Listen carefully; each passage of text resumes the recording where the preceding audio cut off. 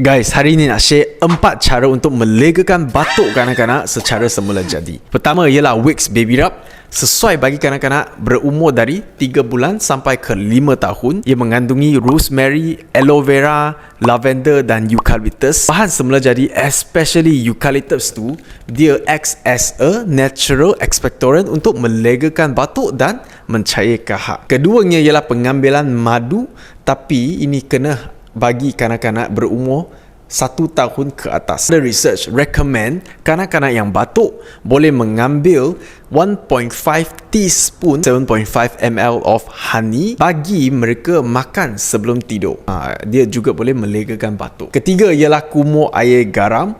Very simple but effective way untuk melegakan masalah sakit tekak dan batuk. Keempat ialah tiger milk mushroom, juga dikenali sebagai cendawan susu harimau ataupun Lichnosus rhinoceros. Ia telah dibuktikan boleh mengurangkan keradangan saluran pernafasan, mengurangkan simptom asma, melegakan batuk dan meningkatkan imunisasi badan.